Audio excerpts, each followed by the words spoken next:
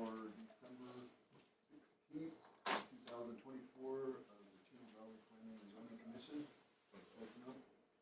2025, oh my God. I'm a year behind. So we'll start off with a pledge. Commissioner Welcome, will you lead us in the pledge?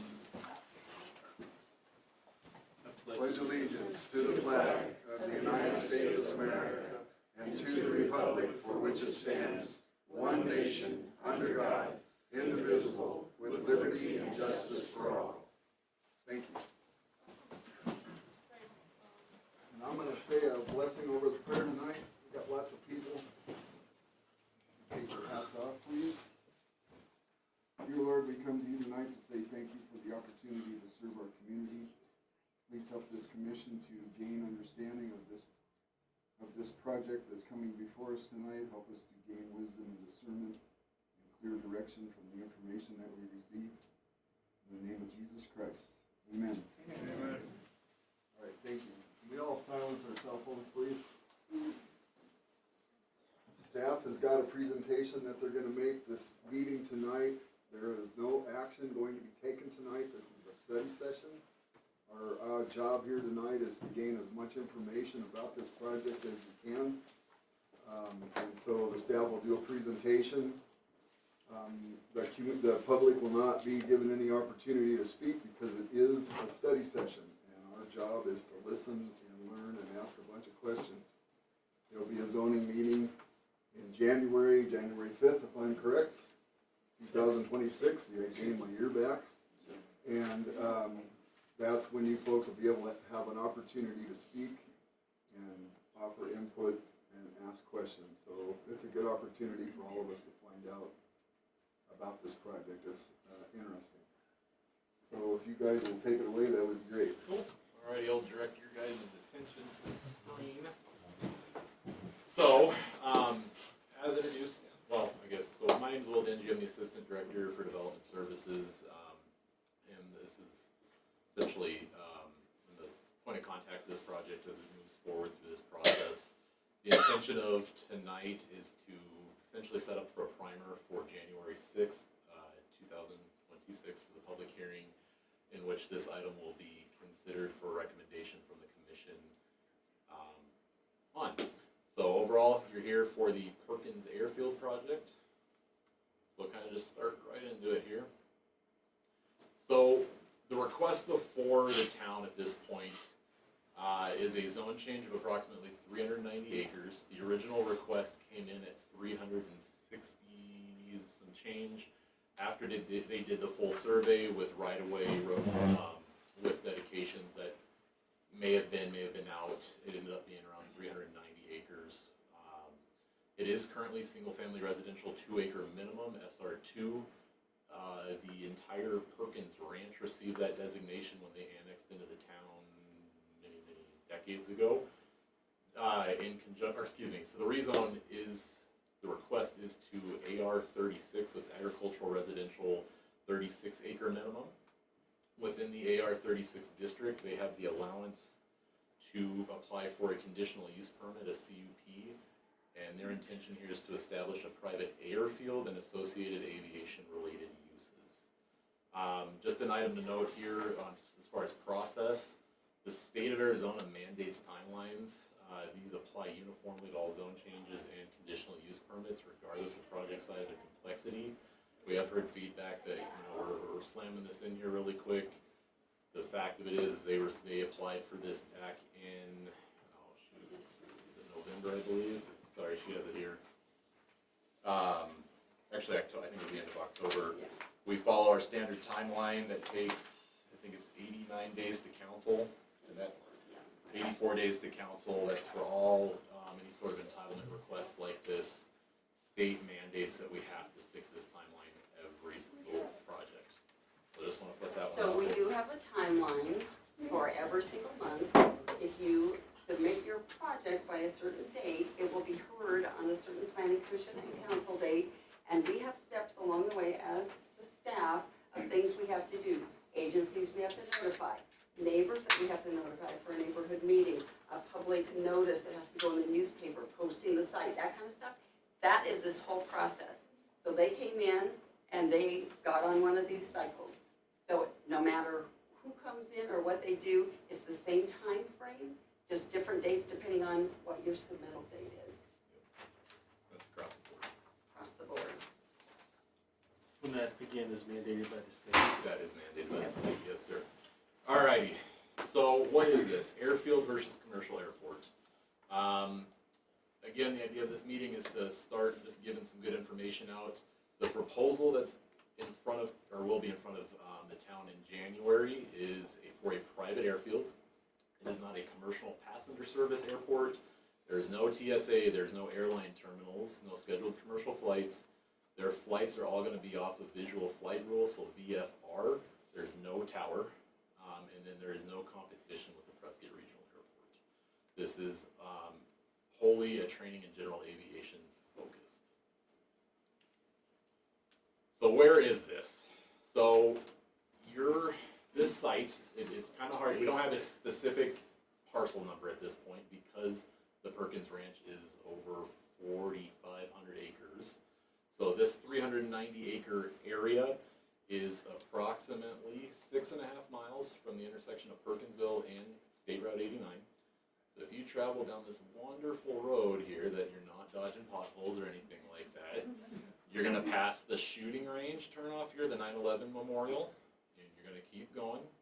Your pavement ends right about here, and then you're gonna keep going.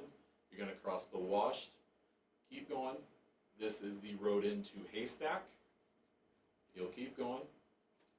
This is the road here. This is auction for the Prescott Auction House, or the sale barn.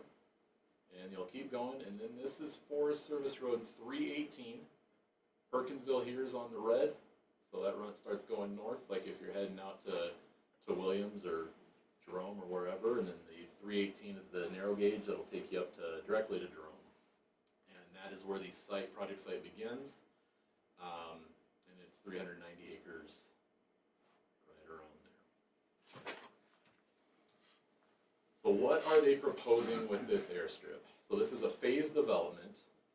The phase 1 is the blue, and that is primarily what is drawn everybody here tonight. It is a 5,000 foot runway. The idea here is that this is for Embry-Riddle. It's a partnership between the Perkins family and Embry-Riddle. The Perkins family has the land, Embry has the funds and the needs. So they have a lease agreement going between them. So was it a $15 million runway they're talking about for the overall physical improvements? That'll occur in phase 1. Phase 2 is red, it's kind of hard to see, but that's when, so I was kind of run through phase 1, I'm sorry. Yeah, phase 1 is Just the blue here, the runway, airfield. yeah. And Just the runway. The, what you call it? Tie downs. Tie down location. Phase 2 is going to be the red here, which is a runway extension as part of it. You'll start talking, or they are including hangar space, and then I believe a classroom. Yeah. And then they will be constructing a fire station that will be deeded over to CAFMA. So that'll be phase 2. On the CAFMA fire station, no, this is not a specific for just the airfield, so it'll be a regional station for the area. So it will not just be for the airfield. Phase 3 and 4, those are those longer terms. That's where you get into long-term aviation-related research businesses, manufacturing, support uses, such subject to future town review. So, important thing, the CUP, the conditional use permit, encompasses the site plan and phase 1 approval.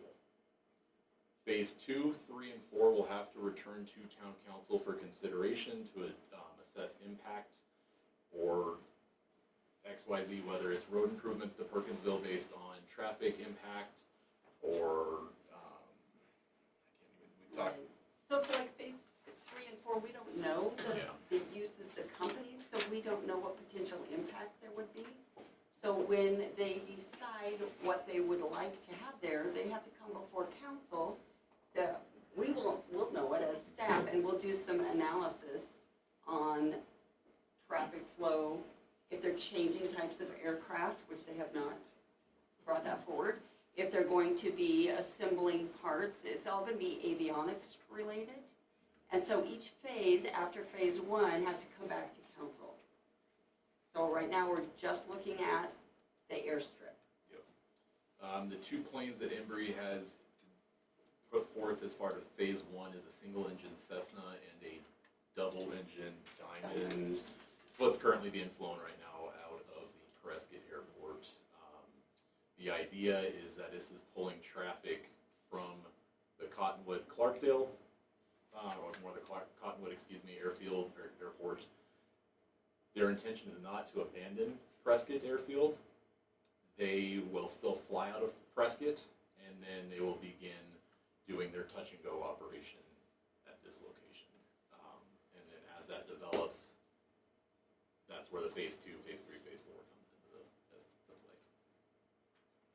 Do they have a timeline of what they would look at for 2, 3, and 4 at all? Did you No, mention? so the timeline right now for phase one is, if this is approved, the idea is that they are having flights by the end of 26. So they'll be constructing the Pretty landing quick. strip. Yes. What's the definition of basic avionics infrastructure? You gonna have fuel out there? You gonna So have water out there? at this point, no fuel. That will, if this transitions into a fixed base operation where there is fuel sale, at that point in time, that'll be part of the proposal that goes back to council for separate phases. So at this phase one, it is all of the flat work. So it is your tie downs, it is your landing strip, it's your taxiway. Tie downs, that means airplanes will be tied down there. Where are they gonna get the fuel to take off? They Well, just hopefully took they off have the- a full tank when they leave Prescott, and I can't imagine they would use it all upcoming. True, So but why do most you, of the time, they are just gonna be doing touch and goes. why do you need tie downs then? Well, the touch and go, okay, so there's some terminology that I've learned over the last 2 weeks. The touch and go is only part of what could possibly happen there after the runway. You correct me if I'm wrong. But there's another thing where they taxi. The tie down would possibly be if part of their training is to park the airplane, get out, tie it down, Put the chocks in, do the routine there, then get back into the airplane, do your pre-flight inspection to pull the chocks up, get back in the airplane, taxi out and take off. That's probably some of their training protocol. So So pardon me, probably, but is that what they're stating, is that they will not park any airplanes there? at this point, we don't know that, and if they do park an airplane there, that doesn't mean that there has to be fuel for it to take off. I mean, it's only, by air, it's less than 10 minutes to get to that airstrip right there. They're not gonna burn that much fuel. Depending upon how many They're not- touchdowns they're and not so on. overnighting them. they're not overnighting anything out there. No. So that'll come once they actually have a facility to have security on site. They're not gonna just leave a plane out there. And so these are some things that would be good for you guys to make notes on, Definitely. where we can find out Yeah, about it, just because get it, that's yeah. gonna come up Yeah, at the we're- next meeting. Absolutely. So if this cup gets approved and they come back for phase 2, 3, and 4, are those gonna be new cups they're gonna have to get? No. Or is it just amending the original cup The through council? CUP covers the whole footprint. Project, okay. And so each one comes back in with a development agreement, which ties them into things they committed to, and it gives us the ability to require things, like possibly Perkinsville Road improvements. Yeah. Which I That kind think of would be great, but Yeah. I guess my question is when we get down to like number 4, and we're talking about like manufacturing and support, if they're wanting to maybe even bring businesses out there to that, and we approve the original cup, it just goes to council then for approval to allow that business to come in, to allow them to do that manufacturing? Correct. So, So, for my mind, I'm really approving the entire thing.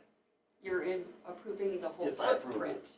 You're The not whole approving footprint. specific uses because they don't know what the specific uses are. If we knew them all now, we would have them all up there. We would have analyzed every single use, every single potential negative or positive, and everything would be in there. They don't know that yet. so we're approving basically the floor plan. Yes. Well, I'm quite sure that LAX was like this at one time, just airstrip, and they approved it. So that's why I'm thinking, I'm asking, so I know the questions that when we come back, I'll have more. That's why you're on the commission. Absolutely. So do they have any idea of the projected number of flights? So, with their phase one, their proposal is 50 flights a day. Their hours of operation, I think I have it on the next slide here. 50 Oh. rounds. 50 rounds. They have proposed hours of operation from 5 a.m. to 11 p.m. The bulk of the flights are midday, but they do obviously have it set up. Their proposal is for dawn, dusk, night, so they need to have that training based on what they're asking. Traffic in phase one, or sorry. We have asked them for the breakdown of how many airplanes in which section of the clock. Because they told us, well, most of the flights are not during the day. And we said, well, we think 11:30 is kind of late. Why do you need 11:30? And they said, every once in a while, something happens that they can't get back to Prescott. Or something happens at Prescott and they can't return. And so they have to hang around. So we said, okay, you need to let us know how many planes are after 7 at night. Give us look at your whole year and how many planes landed after 7 o'clock at night and how many planes take off before 5:30 in the morning. So we will have those numbers. Yes. What's their direction? We'll show you. Yeah. While we're on this here, so traffic for phase one, they will have have supplied a traffic impact, is it study or did they do a statement? Statement. Statement, TIS. They are For vehicle traffic. vehicle traffic coming in that's traveling Perkinsville Road. They have a total of 6 trips a day, so they will have 3 going out in the morning to make sure the facility is ready to accept aircraft, and then those 3 will leave post. 6 vehicles a day, that's it. That's That is it for first for phase phase. 1, correct. So airspace, this is one of the big ones here, and so we're looking north here. So the airspace for Prescott Regional is down here. This is their Class D airspace. For this, we understand it as it is a Class E airspace out here. So it does not conflict with the airspace for Prescott Regional. They've already coordinated this with Prescott Regional, and this is acceptable to them. They have modified, if you look at Google Earth aerial, there has been a dirt runway that's been graded out there that does not match this orientation. Sorry, where's my mouse? It's more flat. This one has been shifted and aligned to match what Prescott Regional has for their takeoffs. And so it's overall it's been coordinated to avoid any operational conflicts for that. We've had some comments regarding Chino Valley does have the model aviators here that fly the RC planes, aircraft. Yep. So there is no conflict with this. With this airspace, there is no airspace conflict with the shooting range. So. So their airspace doesn't even cover over Haystack. Haystack, yeah, correct, is right here. And so that is their airspace. So is the red like the outer limits of their flight path, or is that the route they're at? That is the route. And the blue is just the center location. Correct. I believe it's a cone, so the red is at a higher altitude there. It's a different class of airspace. It looks like 4,000 feet. Yeah, correct. What do they do now? Higher. That's your glide slope Yeah, on the glide sides. slope. So it looks like a stadium if you were looking at airspace. What do rights. they do Yeah. now? I'm sorry, What do they do now? for what and where? Their flight plan and everything for the 2 birds that they have at Prescott Airport? They fly now, right? And they don't have a fixed altitude that they stay at. There's regulations for where these guys have to be at. It would be interesting to know. Emery Riddle flies over Chino Valley every night. I see him regularly. They've been doing it for who knows how long. It would be interesting to know what the altitude of those planes that we see regularly flying over now compared to what the 4,000 foot elevation is. Well, even Luke flies around Chino. Pardon me? So even Luke flies around us. So this isn't a 4,000 foot elevation here. This is just a distance outside of Okay. there. Okay,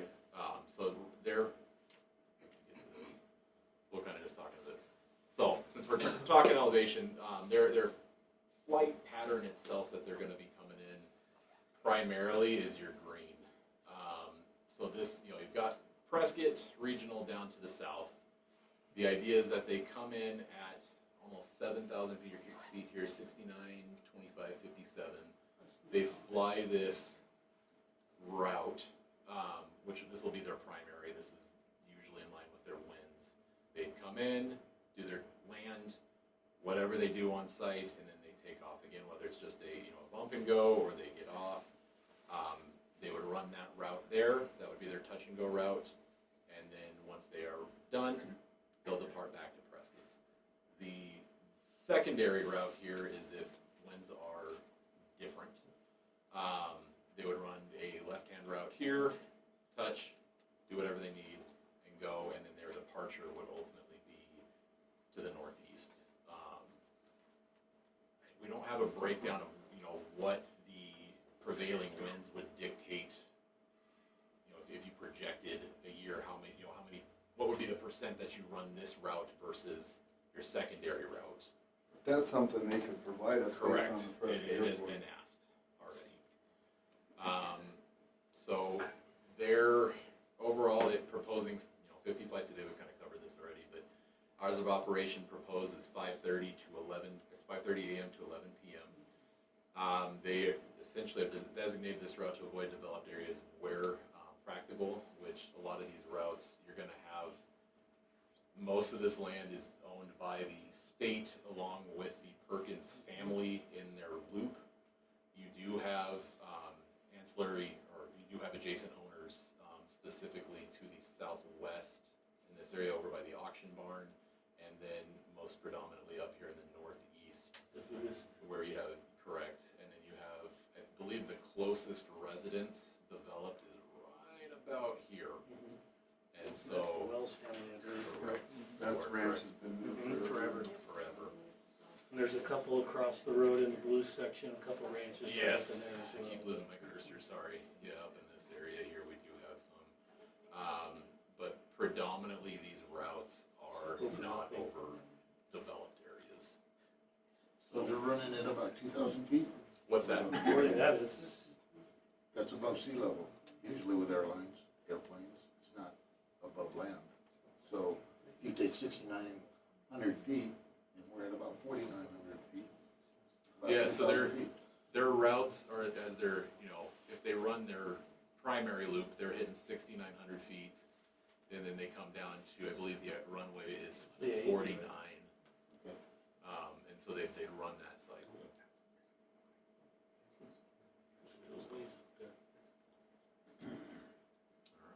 So going back to the schedule, they don't necessarily intend to fly every day from 5:30 to 11 p.m. Is that correct?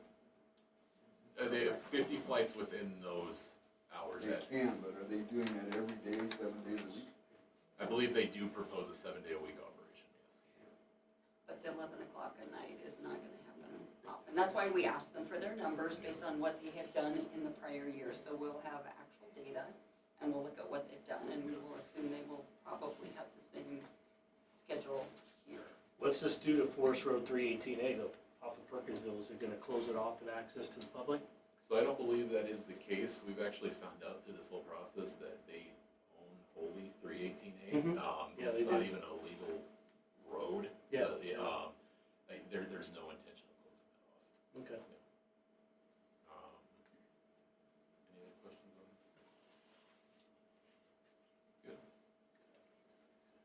So we're talking about less than 3 flights an hour of touch and go maybe? And over an average, it doesn't mean that that's gonna be what it is. So when they run patterns, it is my understanding that they're doing it either, there's either a single aircraft running it or you've got a group of like 3 to 4 running it together. So you either have the lead instructor running it, and so they're following, and then you obviously have an instructor in each of the plane. So it's, you might have a block of flights coming in, each one for an hour, running a cycle, and then coming back out, or whatever that looks like.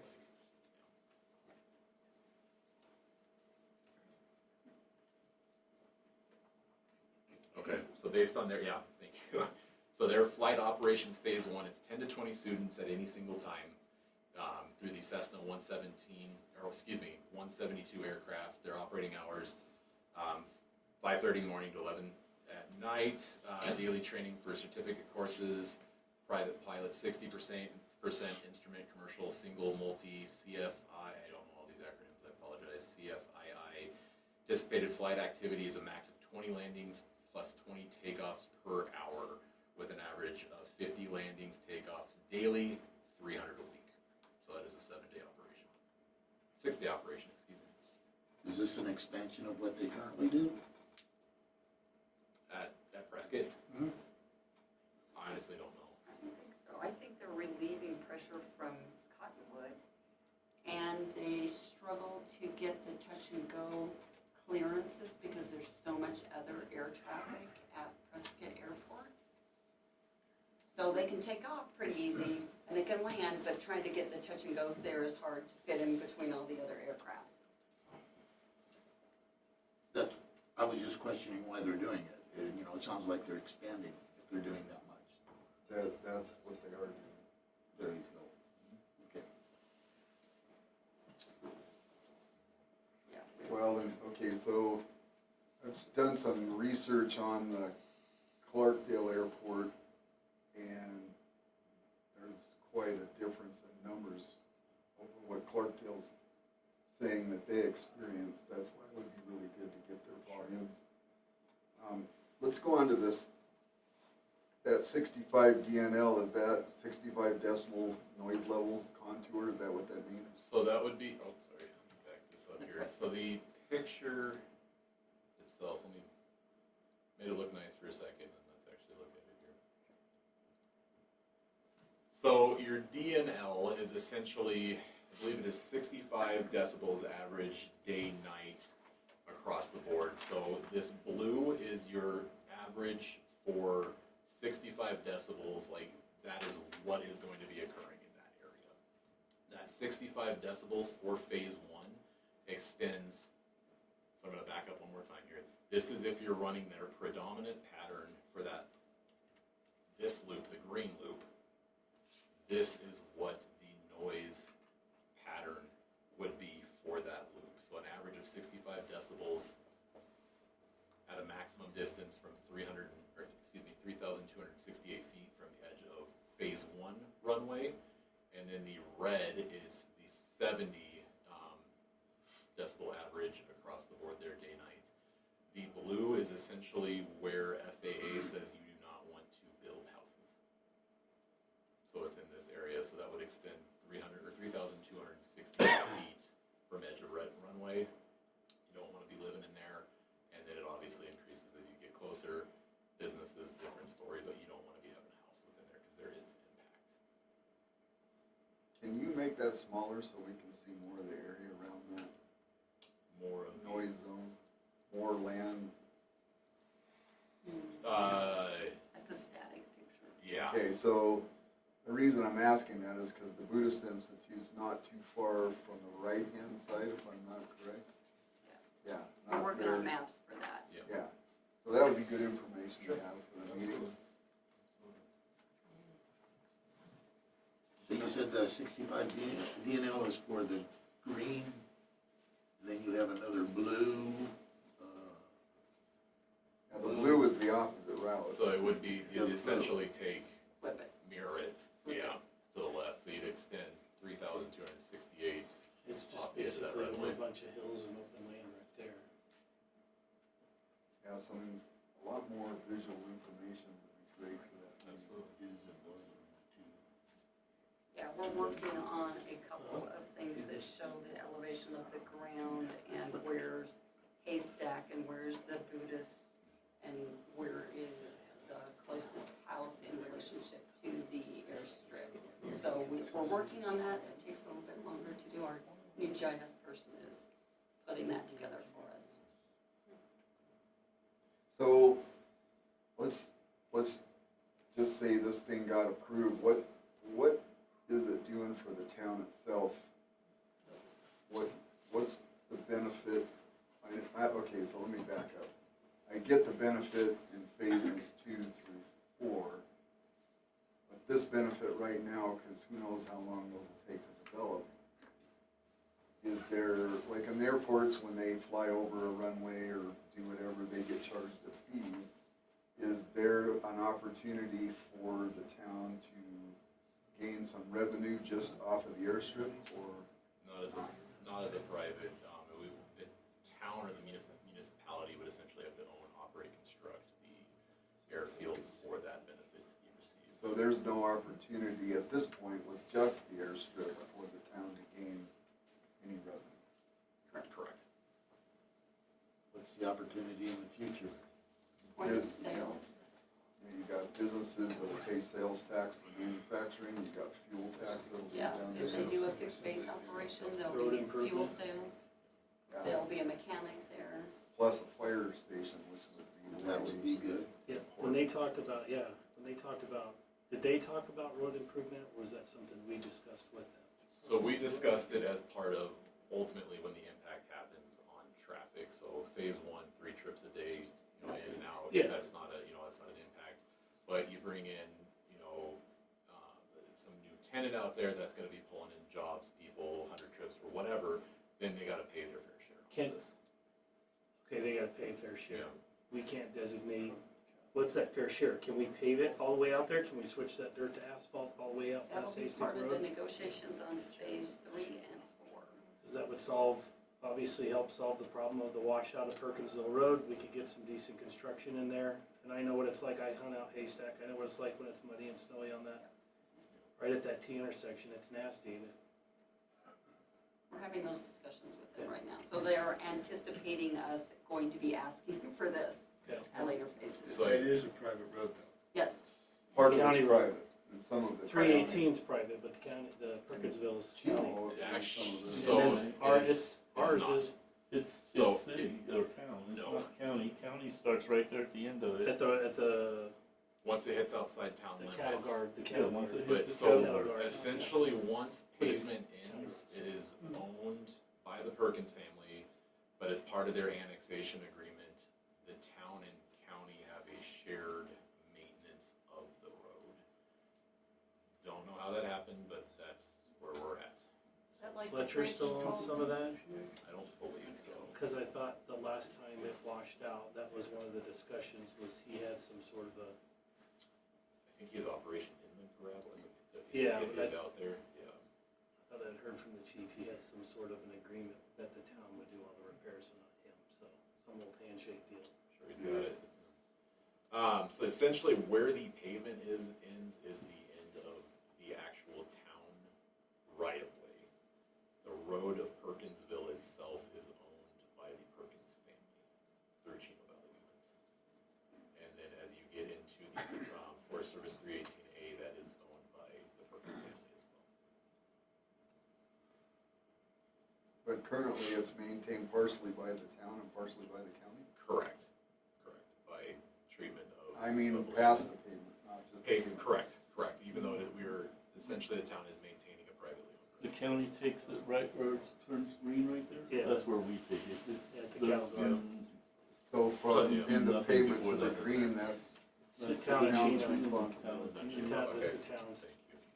and so that's, we go out, and when we have like the Chino grinder, they usually go out and blade it a little bit before the race.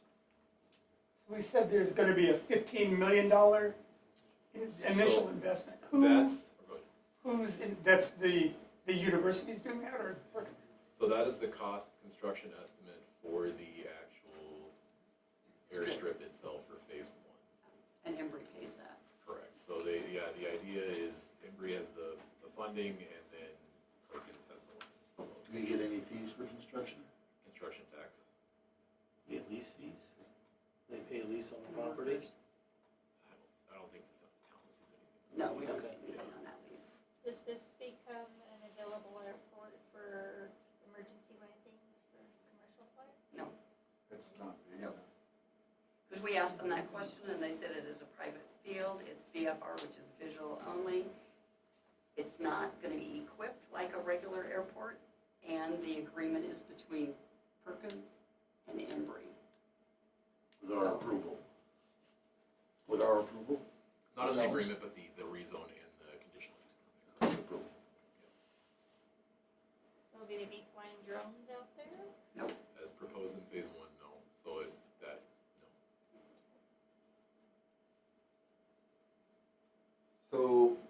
on some information that I've watched and read, because I watched the zoning, or a meeting with Yavapai County that was earlier this year about a bond for financing, but it came up that part of that meeting was people from Clarkdale attended it, and they were having major issues with Embry-Riddle keeping their quote-unquote gentleman's agreement with the town of Clarkdale, keeping the numbers of flights in reason, because their numbers over there were significantly higher than what they're talking about here. And part of that meeting was discussion how Embry-Riddle was looking for an alternate runway to take some of the load off Clarkdale. And so the numbers are just not coinciding very well. That's why I think part of our conditional use permit is we're gonna need to set some really stiff parameters of what they can do there, because that,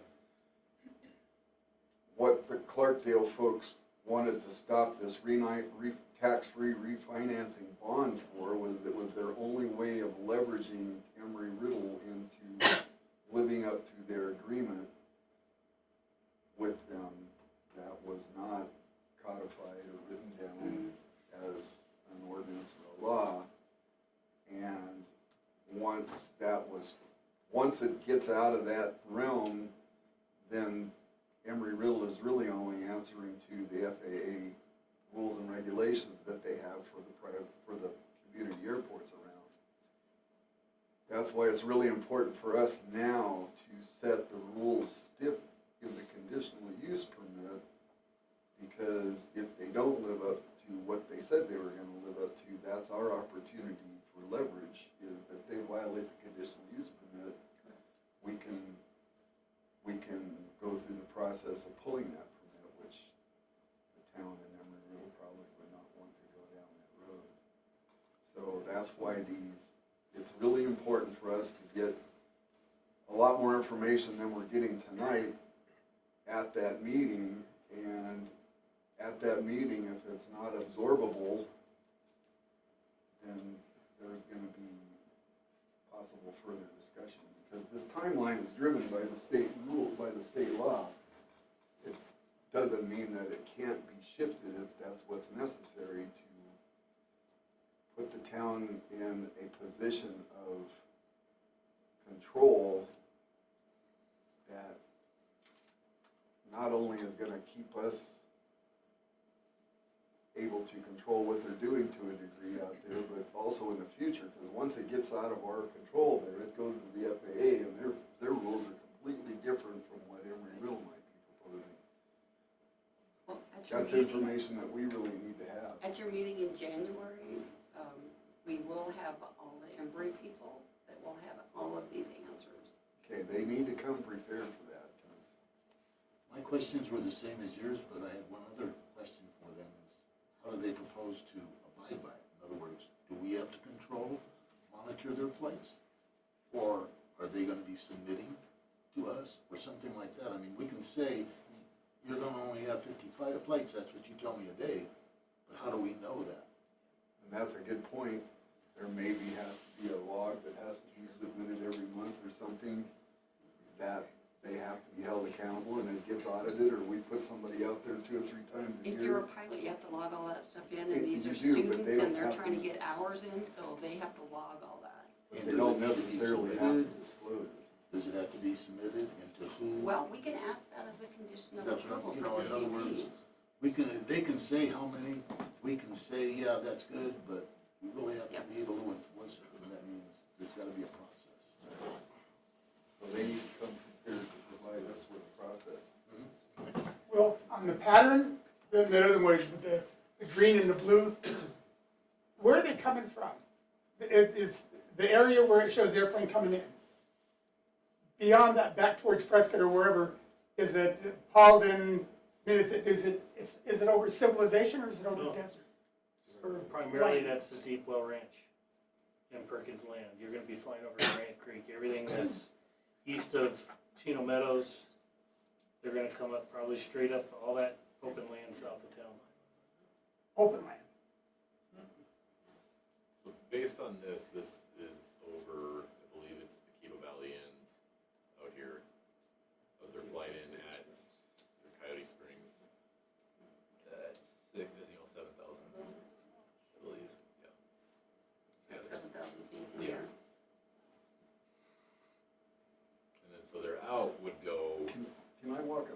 absolutely. ask questions. Absolutely.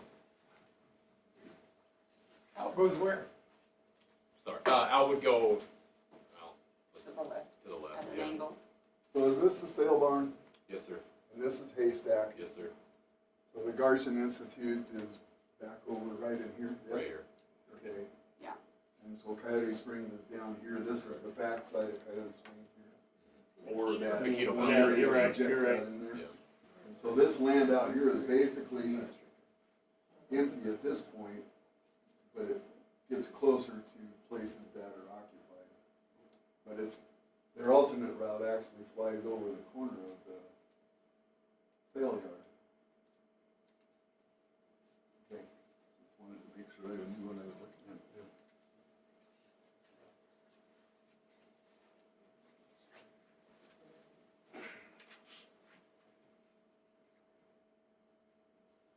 What else you got?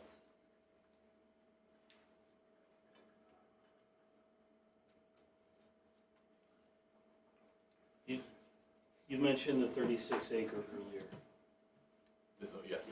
The AR 36. the AR 36, and we approved that previously.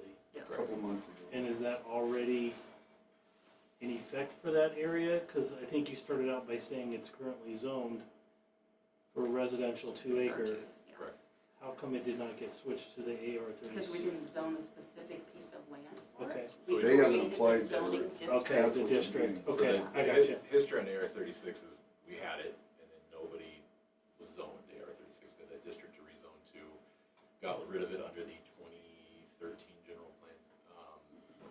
That general plan went away, listened to the public feedback of what they want to see in Chino, and they wanted us to bring back the AR 36, so we brought it back. Okay, And so within there is that you condition. clarified we made the district, not the. Yes, yes. So if they're wanting to bring research and factories or something out there, wouldn't they need industrial zoning?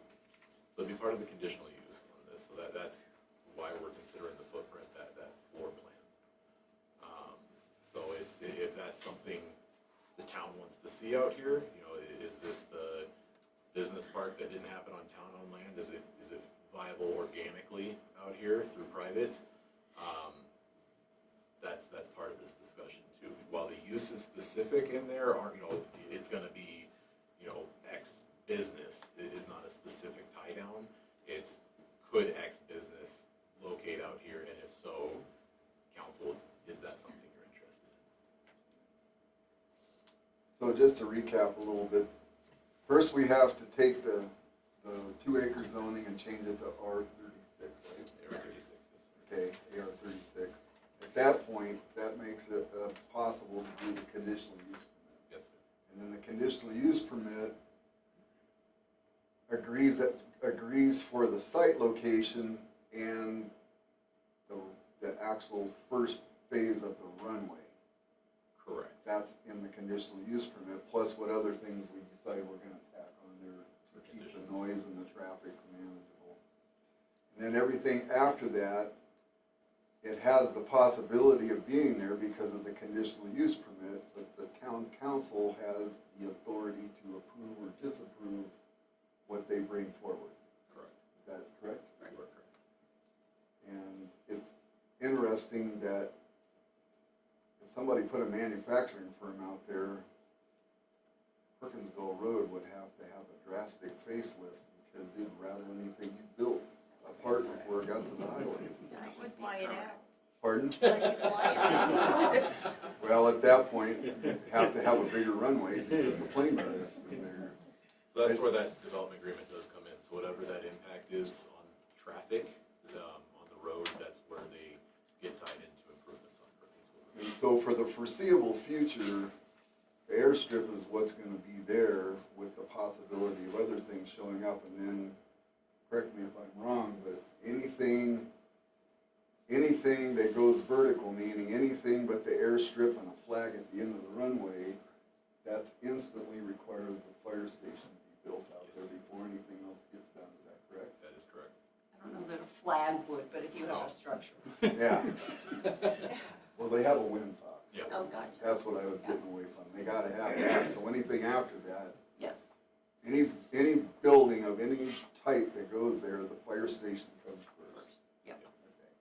it goes through you? Us?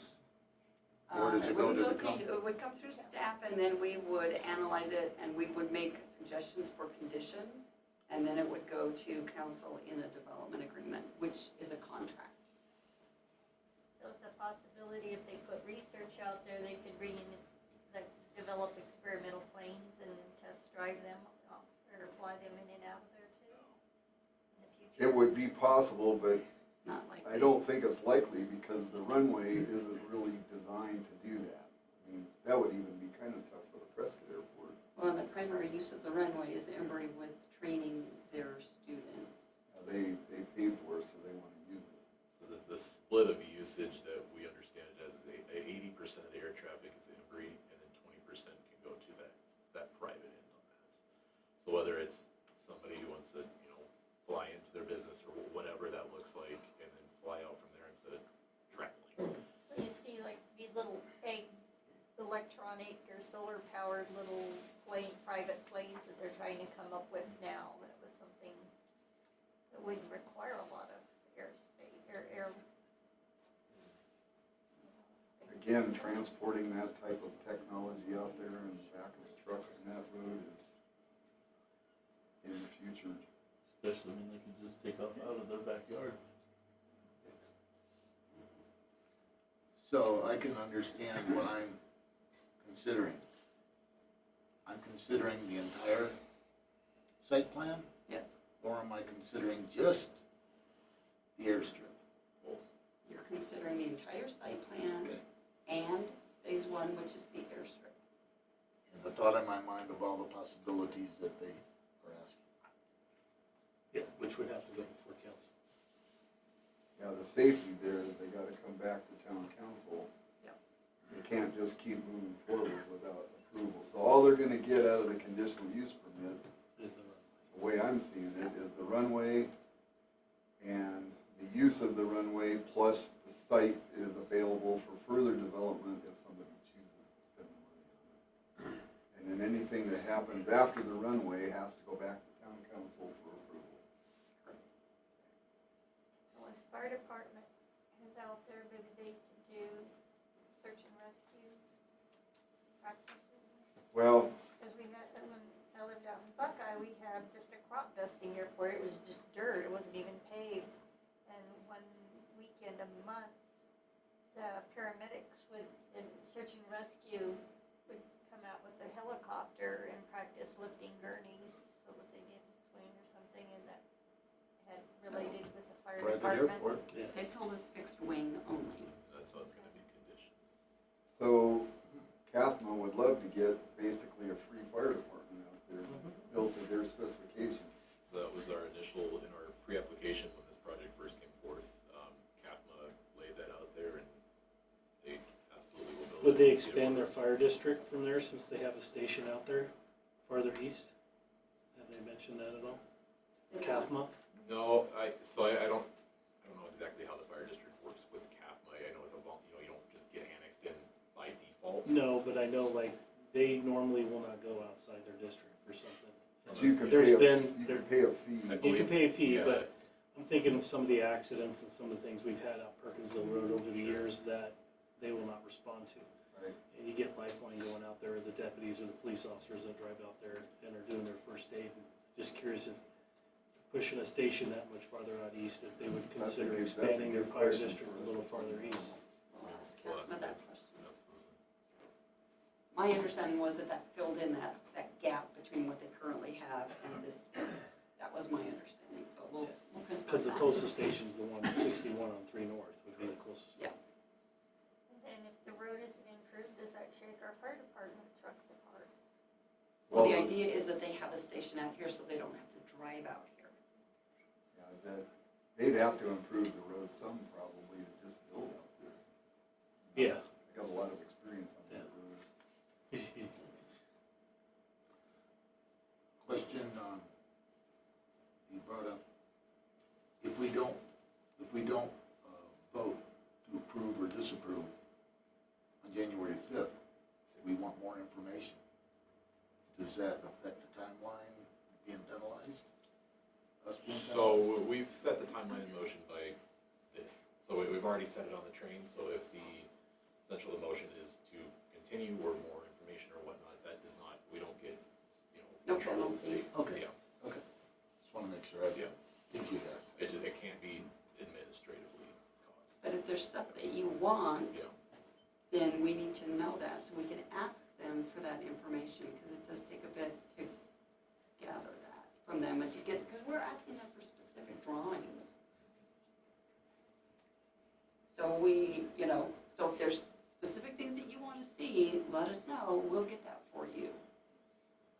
Don't wait till the meeting and go, well, you should have actually brought this, well, why didn't you tell us so we could have it for you? Our goal is to get you the information you need so that you can make decisions that make sense.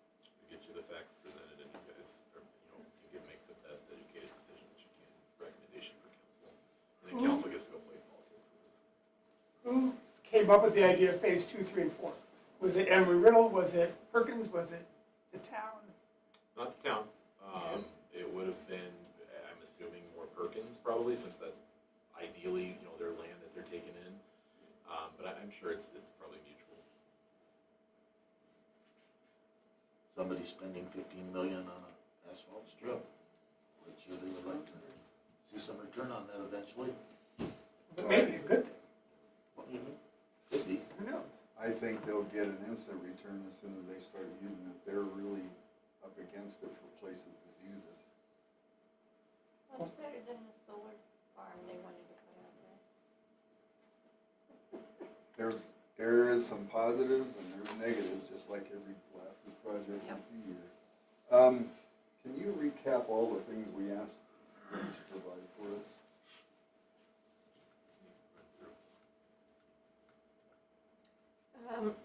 Sorry, discussions on touch and go, You have to speak louder for these guys. discussions on touch and go and tie down concerns. More on their training, discussion on confirming the overnight of the units. Discussions on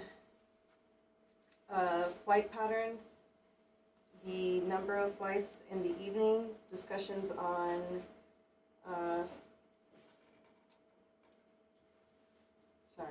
noise, some more information from Clarkdale. So I have a couple of bullets on Clarkdale, and point of sale, questions on point of sale, we can elaborate on that. Busy says improvements, phase 3 and 4, sorry. I gotta recap.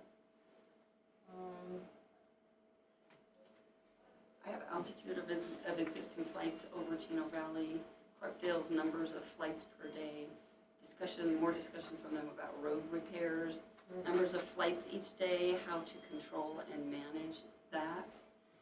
Does CAFMA extend their district out to the landing field? So those are supplemental notes that I have. Conditions of approval are including quarterly reviews of flight patterns or reports on flights. That was something that was That should be Condition of something they approval. bring to us, so they can basically audit what they agree to. Yep, so we can make that into a condition. On the scheduling, I think it would be, and that's I'm sorry. Go ahead.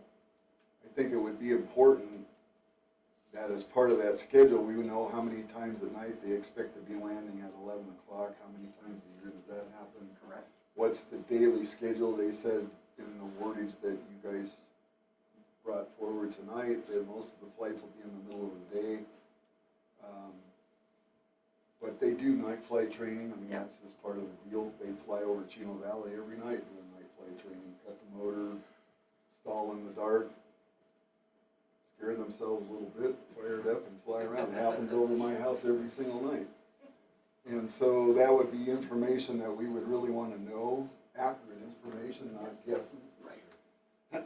I think it's really important that the altitude part gets discussed, because this is all gonna tail into how much noise they're making to the Correct. people around them. And it might be interesting for you to explain to the audience the 65 decibel. I was just gonna ask, when we did that for the noise ordinance, what was the decibel reading for normal road traffic? I can't remember. Well, I we wanna- didn't limit normal road traffic, but when we did Olson's That's what I'm CUP, talking about, when we did the Olson CUP, didn't we it say was like? louder than 65 decibels. The road traffic noise at Olson's was louder than 65 decibels. Yeah, so you're talking Highway 89 noise traffic during the daytime is louder than. The end of suppose This would be, Yeah. So the concept here is that this is the average, so if you are in this area, you have an average of 65 decibels exposed to you constantly. We know that's not true, obviously there's periods of louder during that, Mhm. and then the average is over 65 there, There's also periods where there's nothing. and there's nothing, correct? That's your takeoff. Correct. And if you talk to the Wells that live there? on The ranch family? house? Yeah. They were part of the neighborhood notice, we noticed a mile outside of this. They did receive a notice, And They the attended- they Buddhist, and attended the the Buddhist neighborhood temple meeting was as notified? correct? Yep. Not like, they were ultimately outside of our radius, but the applicant did reach out to the Buddhists along with Haystack. Septic and well would be up to county? Correct, correct. The well's not. Oh, well, sorry, state, excuse me, yeah. But not us. But again, they're not gonna put anything out there, because the minute they put something out there, you gotta have a fire department, fire station out there. So they may have some porta johns out there, but I doubt they're gonna do much, maybe drill a well and have a farm hydrant, but there's gonna be no buildings out there, they gotta build a fire station. Correct. So that's actually a good check on that. Where are they gonna get the electric from? So right now, they're gonna have to pull it out, the APS does not have power out there, so they're aware of that and ready to foot the bill, I guess. speaking of, he just mentioned with the hydrant, is there gonna be any kind of, since there's no fire station, just the runway, is there something that has to be in place if a plane were to catch on fire on the runway? I think they have to have a phone truck out there. I don't know, yeah, we'll find out for that. We wanted to know that, because that's probably an FAA Yeah. rule. And since it's a private airfield, if it's not covered, we might, if there's no fire station, we'd want at least something in place. Whether that's a well with a fire hydrant to where if the fire department does have to come out and Well, use they're it. not or- gonna risk their airplanes. No, I know, You know, they're gonna make sure that there's safety Agreed. protocols in place. agree. It'd be just nice to know what they Just are. nice to, yeah, Agreed. we can't make assumptions here. Have they talked to APS yet? Yes. They're part of our standard comment reviewer for these projects. Okay, because there is a height limit Yep. on the, They may have to Underground. underground yes, within a certain distance. Yep. Yeah. okay, just wanna make sure.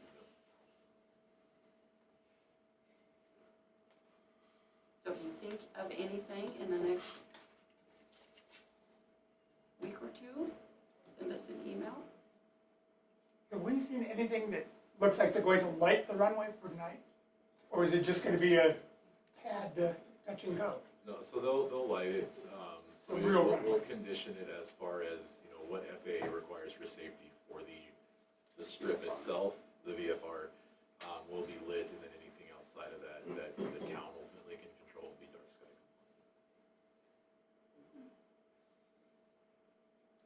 So, does anybody on the commission have any more requests for information that the staff can look up?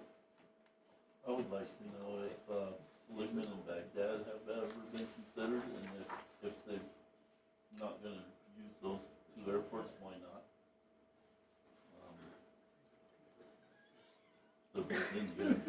So if they wanted to have a wide Chino essentially, right? One of the discussions at the county commissioners meeting was, it wasn't really a discussion, it was an observation made by the Clarkfield town manager, if I remember correctly, that they don't use other runways that are farther away because it's not cost effective for them to spend the money on the fuel and the time for the students.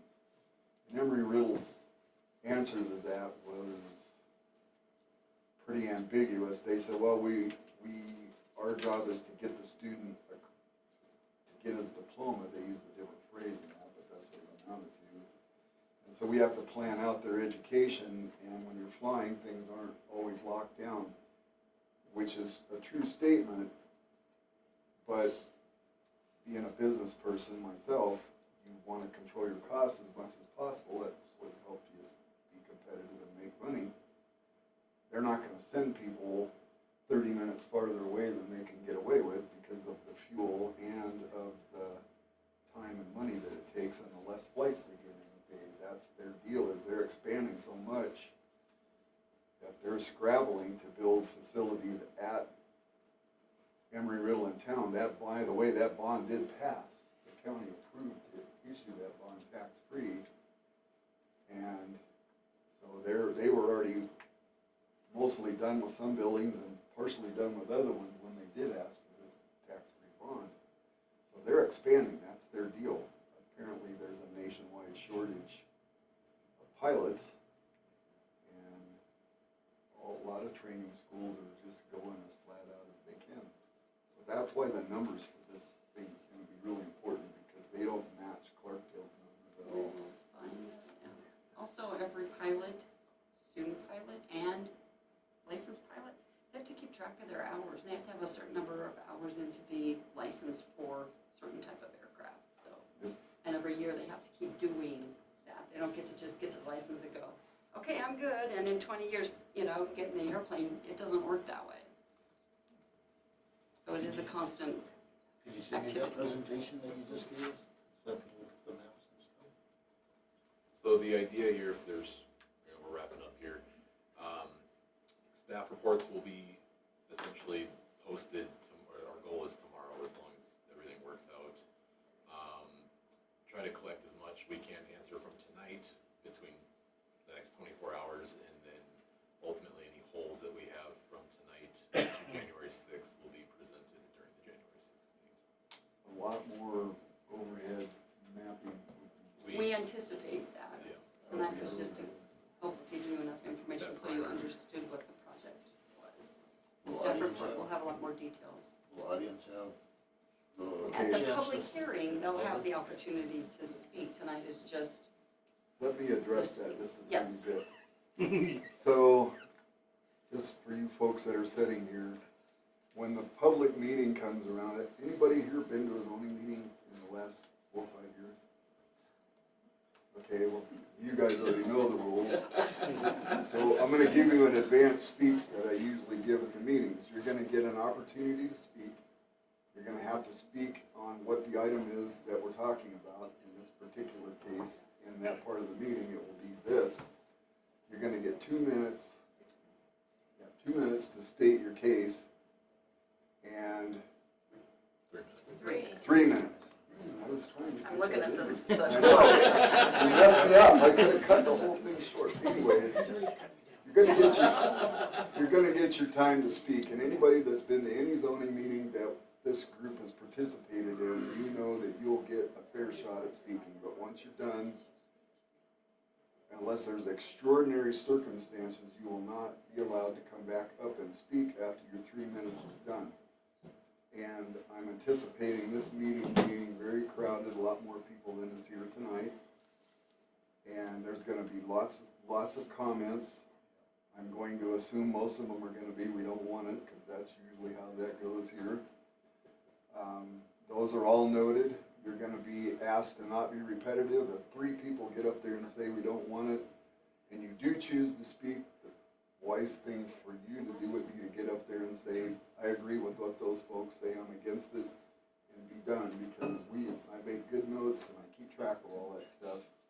And it's just as effective, because after 40 people get up and say we don't want it, just to be straight honest with you, I'm not hearing you anymore because I already got the message. But you will be given an opportunity to say your piece, unless you're being extremely repetitive, obnoxious, or overbearing, and then I'm gonna ask you to step down. I go out of my way, and these guys all agree, and lady, that we wanna hear what you have to say. That helps us make a good decision. So those are gonna be stated clearly again in the meeting, but that's what's gonna happen. And then at that point, the commission is gonna do what they have to do based on the information we got, which may be one thing or another, or it may be continued because we got overloaded with information. Just you can see now what we saw tonight, the complexity. want to do the right thing. And no, we don't get paid, and no, we don't get elected, we volunteer, and we're the first shot that you get, and eventually the town council decides the final say on it. So, that's what I'm gonna say to you again in the meeting next month, just so you know. Is there anybody else on the commission have questions or guidance for the town staff? So I just wanted to share with the audience, everyone should have gotten a small piece of paper. If you have questions that you would like answered, please contact us. We will, if you want to come in, we'll talk with you over the counter. If you want to call, if you want to email, we'll get back to you with answers. That gives them an opportunity to prepare the meeting better for us, to have information that is critical for us to make a good decision. There's gonna be a lot of questions. Also, if there's simple questions, you don't have to wait 3 weeks for the meeting. We're happy to help you understand what those answers are. Since they're flying in over Coyote Springs and Quito Valley and stuff like that, do they have any, they're under, Prescott Valley. Is it county, or the county? I thought Prescott Valley went all the way up to Dog Ranch Road or whatever. So they get no say on this whatsoever, right? Everybody gets their say whether you live in the town limits or not, but I will ask you to say where you do live so we can keep track of that as well. And think about impacts, potential impacts. Yeah, 'cause If you currently have planes that are flying over you 3,000 feet above where you are and you really don't even hear them, you see them occasionally, that probably is not impact. And just to reiterate again, they fly over this town every single night, every night. There's a great app, Flight Tracker 24. Download it, sit in your yard like I do, and figure out who's flying over your house. And when there's no numbers on the plane, that's when it gets really interesting. Some of those planes fly some weird routes too. or you're coming in Grand Avenue and something flies over the top of you with no lights on. All right, so if that's the case, then I'm gonna call for a motion to adjourn. Motion to adjourn. Second. All in favor? Aye. Thank you, folks. Thank you, folks, for showing up tonight. Hopefully it was informative.